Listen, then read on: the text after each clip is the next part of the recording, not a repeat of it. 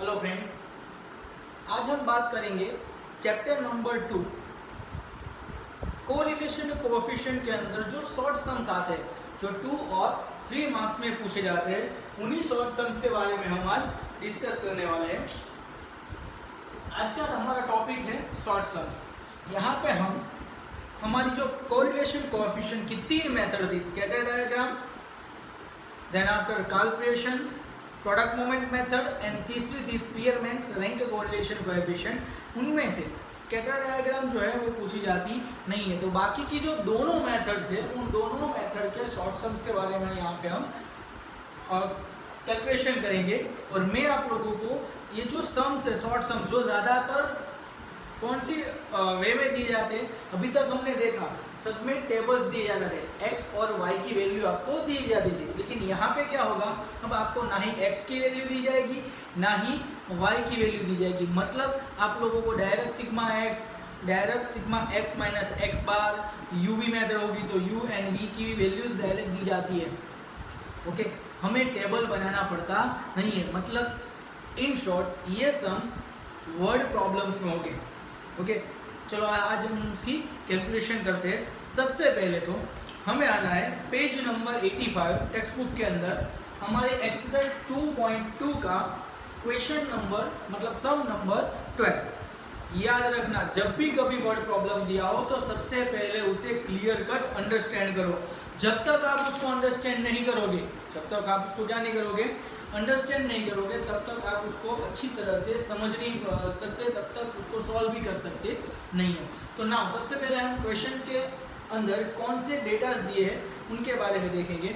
सबसे पहले तो हमें कोरिलेशन कोएफिशिएंट फाइंड आउट करना है सर, मतलब कि स्मॉल r फाइंड आउट करना है। और वैल्यू क्या दी गई है, रेनफॉल दिया हुआ है x के थ्रू, और यहाँ पे क्रॉप्स का जो प्रोडक्शन हो रहा है, हार्वेस्टिंग जो हो रहा है वो पर हेक्टर टन के हिसाब से दिया गया है, जो y दिया गया है। ना हमें कौन सी वैल्यू दी है, सबसे पहले उसे नोट डाउन करो। तो हमें दिया है सर n, क्या है n।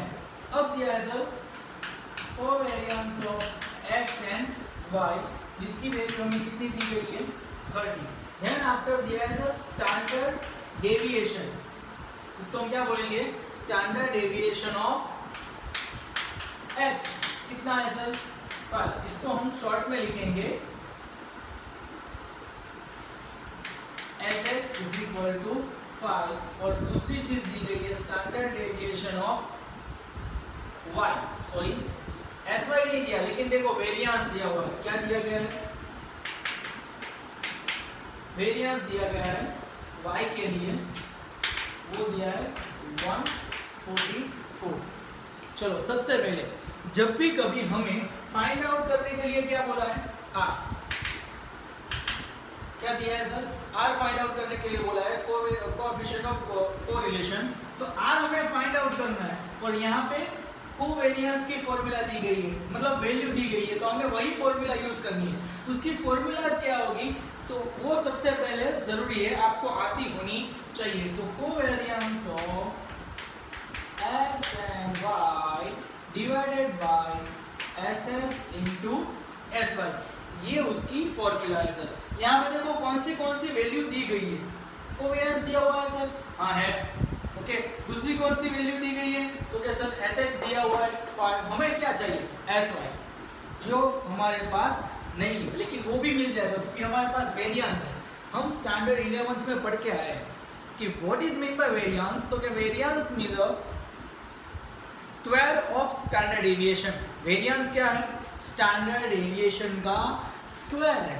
तो ना इसको हम क्या बोलेंगे, तो क्या sir variance is equal to s square, y is equal to 144। हमें क्या चाहिए सर, उसका स्टैंडर्ड डेविएशन sy चाहिए। तो 144 किसका स्क्वायर होता है सर, 12, किसका 12, तो वो हमें क्या मिल जाएगा, sy 12। Now put the value of covariance of xy, कितना दिया है 30, sx कितना दिया है 5 इनटू ये कितना है 12, 30 डिवाइड बाय 12, 5 से कितना होगा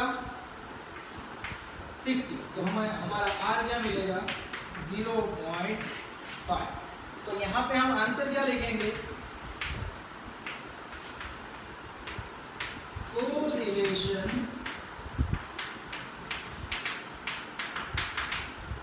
कोएफिशिएंट बिटवीन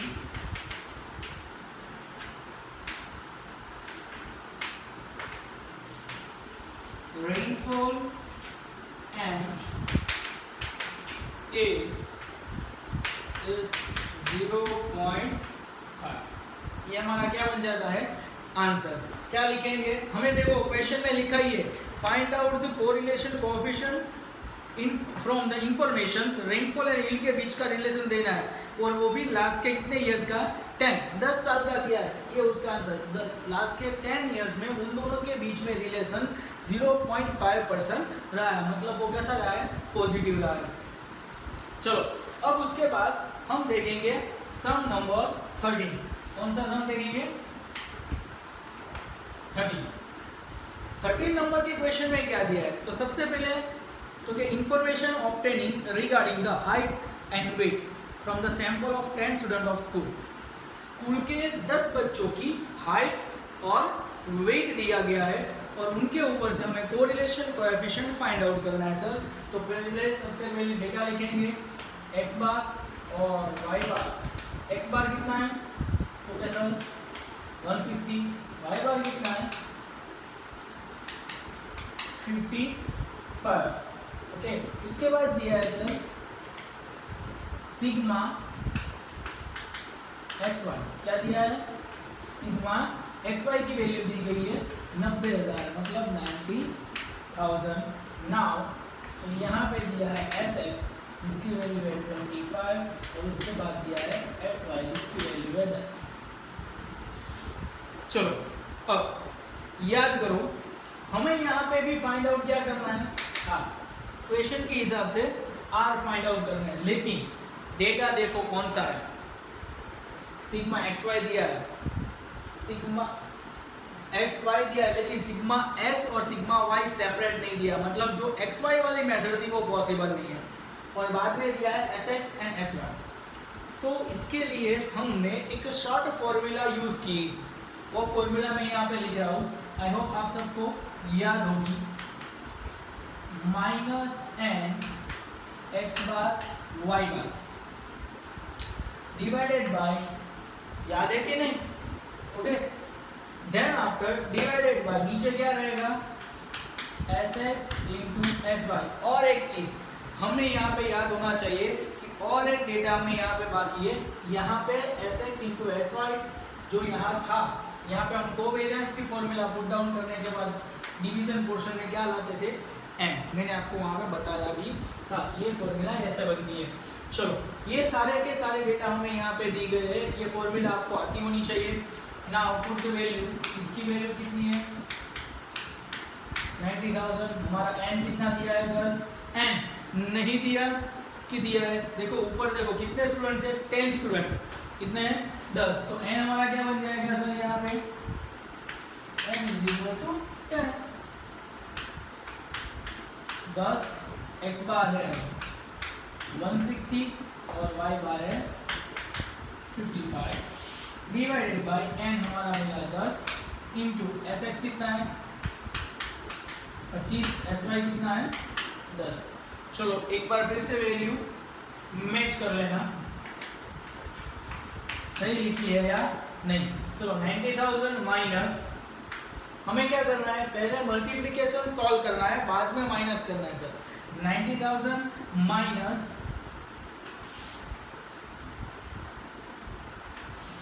चलो इन तीनों का आप मल्टीप्लिकेशन करोगे तो इन तीनों का मल्टीप्लिकेशन आपको मिलने वाला है 88,000, ओके, और नीचे का मल्टीप्लिकेशन क्या आएगा, तो सर वो आएगा 2500। अब ऊपर की वैल्यू कितनी बची 2000, नीचे आएगा 2500। क्लियर। अब आपको इसका डिवीजन करने से आपका r मिलेगा 0.8, कितना मिला 0.8, सो दैट क्या दिया था क्वेश्चन में, इंफॉर्मेशन ऑब्टेन करनी है sir regarding the height and weight sample of 10 student. Correlation coefficient, correlation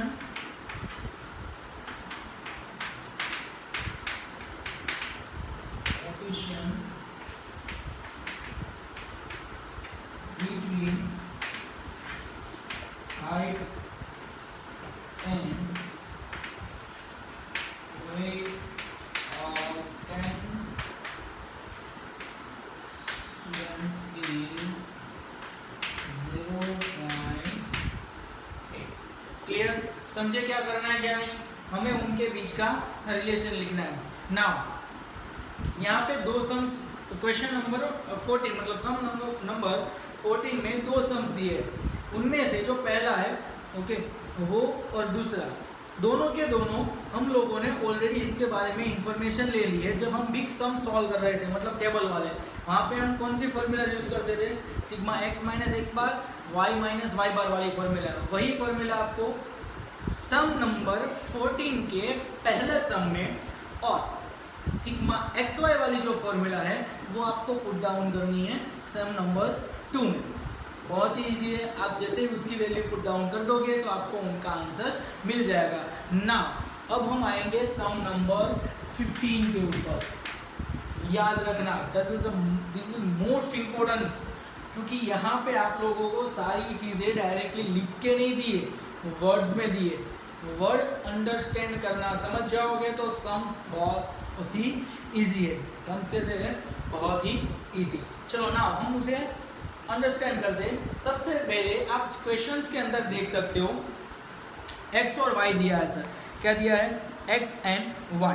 वो हमारा x की कॉलम और y की कॉलम का ही आपको कैलकुलेशन स्टडी करना है, मतलब समझना है. Now average, what is mean by average? Average मतलब मीन, मतलब हमारा x बार. तो सर यहाँ पे x बार और y बार दोनों की वैल्यूज दी है. सर देख लो, x की कॉलम है वो x की वैल्यू मानी जाएगी, y की कॉलम है वो y की. तो एवरेज x की कितनी है? 60. y की कितनी मिली हमें? 95. ना अब देखना, सम माने टोटल. टोटल मतलब जो कॉलम हम बनाते थे ना x की, उसका टोटल, जिसको हम यहाँ पे सिग्मा के नाम से पहचानते हैं. किसके नेम से पहचानते हैं सर? उनको हम पहचानते हैं सिग्मा के नेम से. ना सम ऑफ स्क्वायर, स्क्वायर मतलब उसका क्या करना है सर? जो भी हमें आंसर मिलेगा उसका स्क्वायर करना है. Of deviation taken from their mean, mean में से जिस चीज का भी आप डेविएशन लोगे, डेविएशन मतलब माइनस गैप, ओके, उसका स्क्वायर. अब डेविएशन क्या मतलब होता है? माइनस. इसका मतलब होता है x माइनस एक्स बार का स्क्वायर, ओके. और जो y है उसका मतलब होगा y माइनस वाई बार का स्क्वायर. और वो हमें दिया गया है 920 और 1050. समझ में आया? क्या दिया है? Sum of squares. सम माने सिग्मा, स्क्वायर माने स्क्वायर्स. उसका जो स्क्वायर दिया है उनके बारे में दिया हुआ है, okay.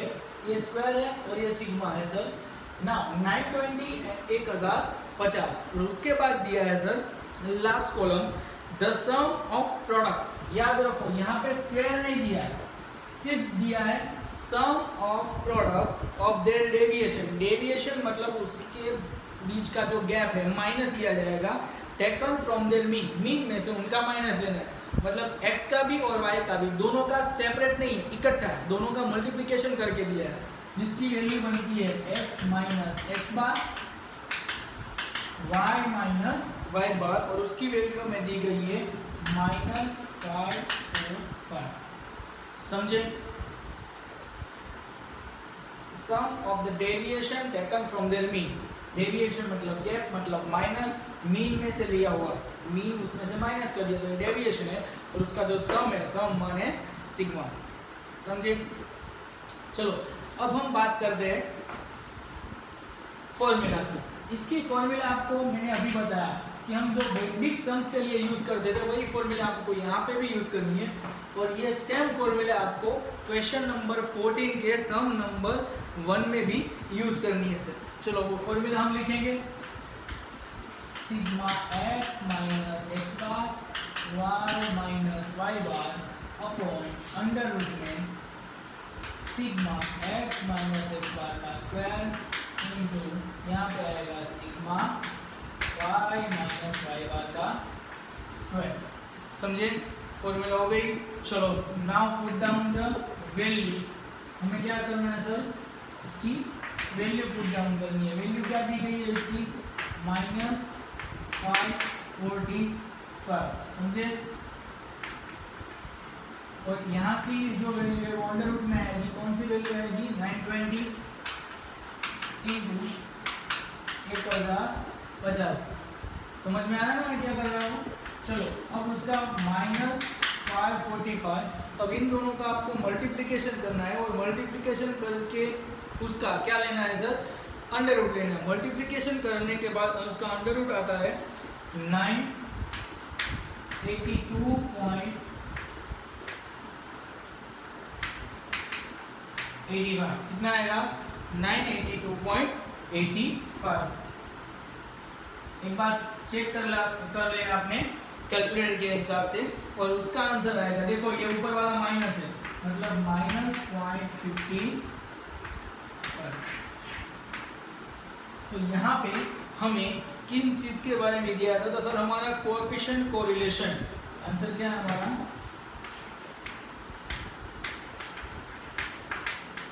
Correlation between x and y is -0.55। मतलब ये नेगेटिव में है। क्या है? नेगेटिव में। तो ये 3 डिफरेंट सम्स थे। ऐसे ही सम्स आप लोगों को काल्परिएशन मेथड के अंदर, काल्परिएशन प्रोडक्ट मूवमेंट मेथड के अंदर ऐसे ही शॉर्ट सम्स पूछे जाएंगे जो वर्ड्स के हिसाब से दिए जाएंगे। किसके हिसाब से दिए जाएंगे? वर्ड प्रॉब्लम जो है उनके हिसाब से। तो आपको उन्हें ऐसे ही सॉल्व करना है सर। हेलो, अभी हमने देखा कोरिलेशन कोएफिशिएंट के जो शॉर्ट सम्स थे उसके बारे में हमने कैलकुलेशन की, अंडरस्टैंड किया। अब हम स्टार्ट करेंगे स्पीयरमैन्स कोरिलेशन कोएफिशिएंट मेथड। स्पीयरमैन की जो मेथड है उनके अंदर जो शॉर्ट सम्स मतलब जो वर्ड प्रॉब्लम्स दिए हैं वो थोड़े टिपिकल है। टिपिकल इसलिए क्योंकि आपको यहाँ पे उनके डेटाज में चेंज करके उन्हें समझना पड़ता है। तो उसके लिए हम उसके बारे में इंफॉर्मेशन रिसीव करेंगे। तो सबसे पहले टेक्स्ट बुक के अंदर आओ, पेज नंबर 100, सम नंबर 7, एक्सरसाइज 2.3, क्वेश्चन नंबर मतलब सम नंबर 7 के बारे में इंफॉर्मेशन देंगे।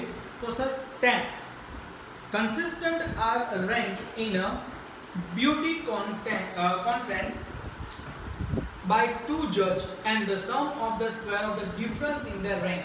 हमें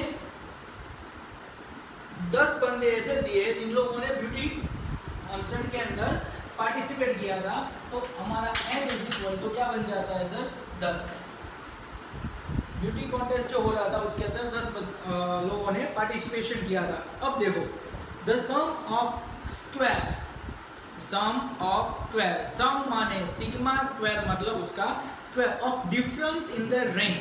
उन दोनों के रैंक का जो डिफरेंस आता है उसका सम करना है, मतलब उसको हम बोलेंगे सिग्मा डी का स्क्वायर, जो हमें दिया गया है 214। याद रखो डिफरेंस बिटवीन रैंक मतलब क्या था?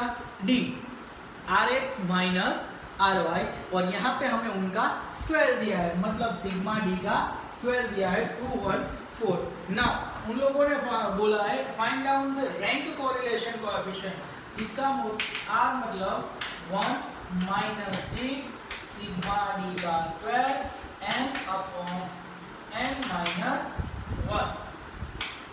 चलो पुट द वैल्यू ऑफ 1, 6 का स्क्वायर क्या आएगा? 7 to 7 6, सिग्मा डी का square 214। Now the value of 10 is क्या है? 10, यहाँ पे n का स्क्वायर मतलब 100 माइनस 1। तो आंसर क्या मिलेगा? 1 माइनस 214 इंटू 6। क्या करना है सर? 214 इंटू 6, और उसका आंसर हमें मिलेगा 1284 डिवाइडेड बाई यहाँ पे आएगा 10 इंटू 99। चलो 1 माइनस 2 184 डिवाइडेड बाय 9 0। इसका अगर हम डिवीजन करेंगे तो हमें आंसर मिलेगा 1.30। क्या आंसर मिलने वाला है? 1.30। तो हमारा ये आंसर आर के हिसाब से मिलेगा -0.30। क्या मिलने वाला है आंसर? -0.30। मतलब हमारा रैंक कोरिलेशन कोएफिशिएंट जो ब्यूटी कंटेस्ट के हिसाब से दिया है वो मिलता है R इज इक्वल टू -0.30। अब हम बात करेंगे सम नंबर 8 के बारे में। याद रखना क्वेश्चन को कंप्लीटली पहले समझो कि क्या दिया हुआ है। सबसे पहले दिया है the coefficient of rank correlation of the marks obtained by 10 student. 10 बच्चों के मार्क्स का आपको रैंक कोरिलेशन निकालना है। मतलब n हमारा 10 बन जाएगा। n क्या मिल जाएगा? 10। नाउ टू पर्टिकुलर सब्जेक्ट का डिफरेंस दिया हुआ है फाउंड टू बी 0.5। मतलब ऑलरेडी r दे ही दिया है सर। रैंक कोरिलेशन कोएफिशिएंट के हिसाब से हमें r की वैल्यू दी गई है 0.5।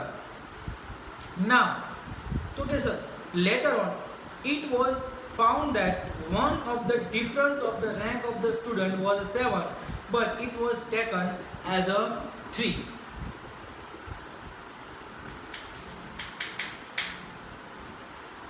Wrong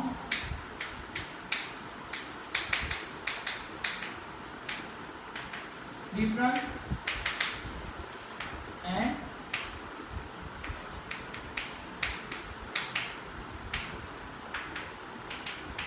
right difference.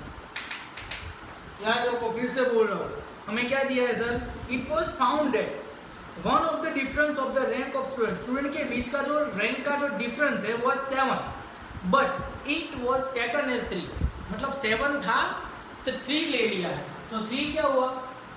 तो क्या सर हमारा रॉन्ग ऑब्जर्वेशन हुआ जो हमने लिया है। रियल में राइट क्या है? 7। याद रखना, राइट ऑब्जर्वेशन क्या है सर? 7 है और रॉन्ग हमारा ऑब्जर्वेशन है 3।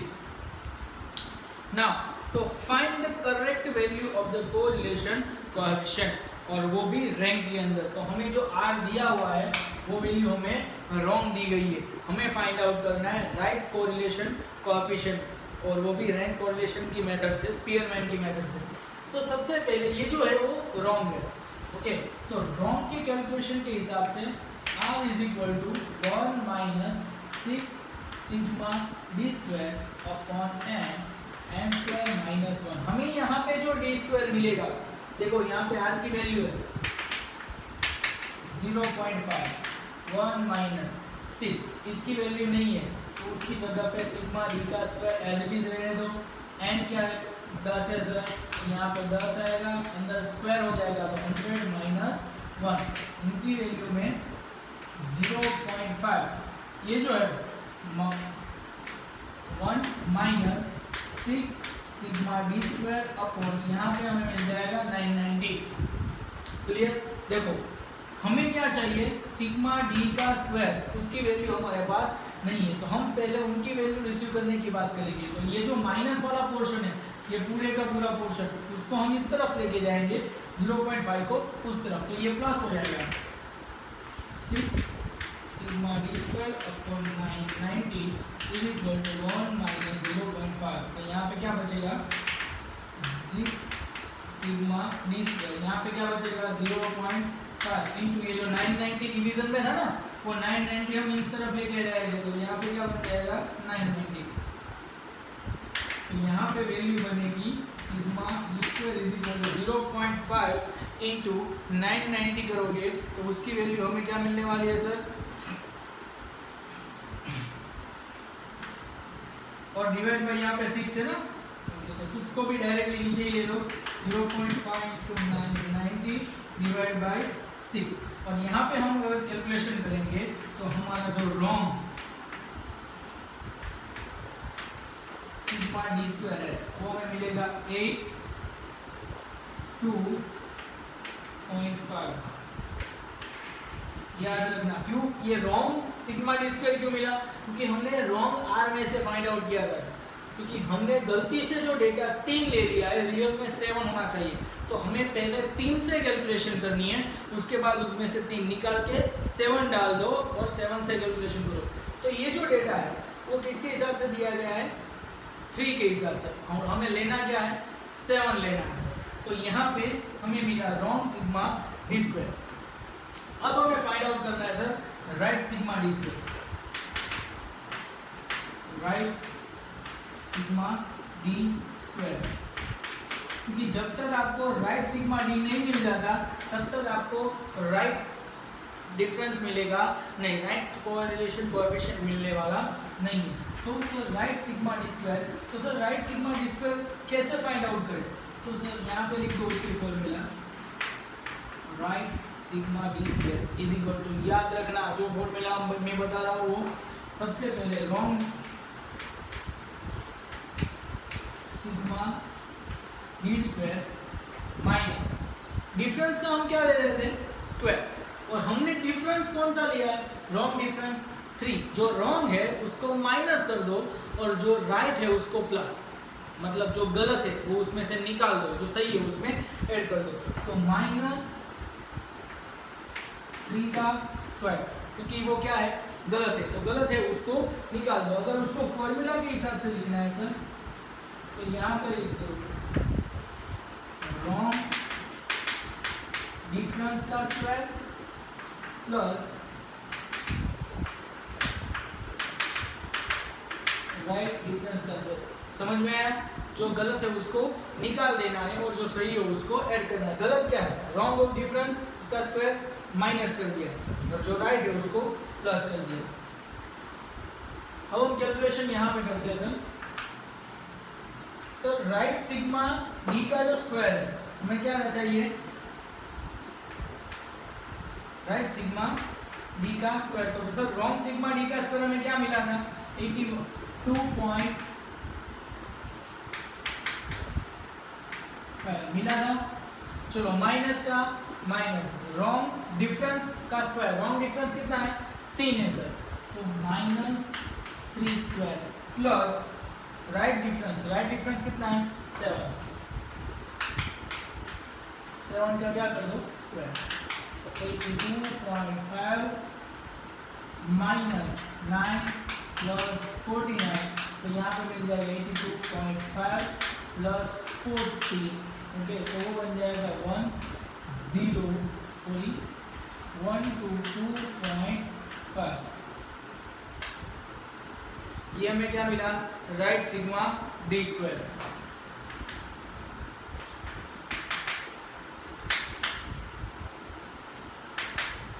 राइट सिग्मा डी का स्क्वायर मिला, याद रखिए ये मिला। अब हमें फाइंड आउट करना है सर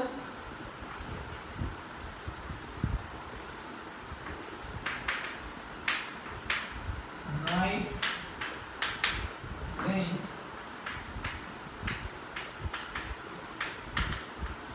कोरिलेशन। क्या फाइंड आउट करना है sir? Right rank correlation find out करना है। उसकी फॉर्मूला हम लिखेंगे R, यहाँ पे लिखो 1 - 6, यहाँ पे आएगा राइट सिग्मा डी का square upon n square minus 1। याद रखना यहाँ पे जो n है n 10 ही रहेगा, क्योंकि एक वैल्यू हमने माइनस किया, एक डिफरेंस माइनस कर दिया, मतलब 10 में से 1 गया 9, लेकिन एक हमने वापस ऐड भी कर दिया, तो 9 + 1 10 हो गया, तो वो सेम रहेगा। तो 1 - 6 नया वाला कौन सा मिला है? 122.5 divide by same as this, ये देख लो इसकी जितनी वैल्यू रहेगी 990। चलो 1 - 6 × 122.5 कितना मिलता है? 735 डिवाइड बाय 990। अगर हम उसका डिवीजन करेंगे तो हमें डिवीजन मिलने वाला है सर 0.74। आप अपने कैलकुलेशन में कर सकते हो। 735 डिवाइड बाय 990 वो क्या मिलने वाला है? 0.74। तो हमें हमारा रैंक कोरिलेशन कोएफिशिएंट क्या मिलेगा? 0.26। क्या मिलेगा? 0.26। 26 और यहाँ पे हम आंसर लिखेंगे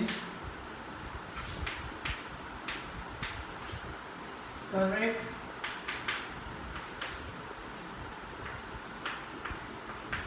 रैंक कोरिलेशन कोएफिशिएंट is 0.26। समझ में आया? फिर से एक बार बता रहा हूँ, यहाँ पे हमें जो डेटा दिया है वो गलती से हमने रॉन्ग ले लिया है, ऐसा करके दिया हुआ है। तो हमें करना क्या है, तो सबसे पहले रॉन्ग डेटा के हिसाब से हम हमारा sigma D square find out करेंगे और जैसे ही हमें रॉन्ग सिग्मा डी का स्क्वायर मिल जाएगा उसके बाद हम उसको कन्वर्ट करेंगे राइट में। राइट में कैसे कन्वर्ट करेंगे, तो जो गलत है, जो चीज़ गलत है उसको माइनस कर दो और जो सही है उसको ऐड कर दो। तो माइनस क्या कर दिया, रॉन्ग ऑब्जर्वेशन, जो मतलब लॉन्ग डिफरेंस था वो माइनस कर दिया, जो राइट था उसको हमने क्या कर दिया, प्लस कर दिया। जैसे ही हमने ये वैल्यू दी तो हमें हमारा राइट सिग्मा डी स्क्वायर मिल गया, डिफरेंस बिटवीन रैंक, राइट जो रैंक का डिफरेंस है वो राइट मिल गया हमें 122.5 और उसका हमने रैंक कोरिलेशन कोएफिशिएंट की फॉर्मूला के हिसाब से कैलकुलेशन किया तो हमें हमारा करेक्ट रैंक कोरिलेशन कोएफिशिएंट मिल गया 0.26। यहाँ पे हमारे चैप्टर नंबर 2 के सारी मेथड के सम हमने खत्म कर दिए। अब इसके बाद के जितने भी इलास्ट्रेशंस है, ओके, आपकी एक्सरसाइज 2 है, उसको आपको अपने हिसाब से कैलकुलेट करना है जिससे आपको ये पूरा चैप्टर अच्छी तरह से समझ में आ जाए, ओके, आपकी सेल्फ प्रैक्टिस हो जाए। और मैं यहाँ पे आपको बता दूँ, अभी जो हमने शॉर्ट सम्स देखे वैसे शॉर्ट सम्स हमारे टेक्स्ट बुक के अंदर ऑलरेडी दिए गए हैं, इलास्ट्रेशन के अंदर एज वेल एज एक्सरसाइज में, ओके, एक्सरसाइज 2 के अंदर, वो आपको अपने हिसाब से करने में। यहाँ पे आप लोगों को इलास्ट्रेशन नंबर भी लिखवा देता हूँ। वैसे तो आपको सारे इलास्ट्रेशन कैलकुलेट करने ही है, लेकिन यहाँ पे जो नंबर लिखवाऊंगा वो स्पेशली शॉर्ट सम्स के लिए दिए गए हैं। तो यहाँ पे हम उनके नंबर नोट डाउन कर देते हैं।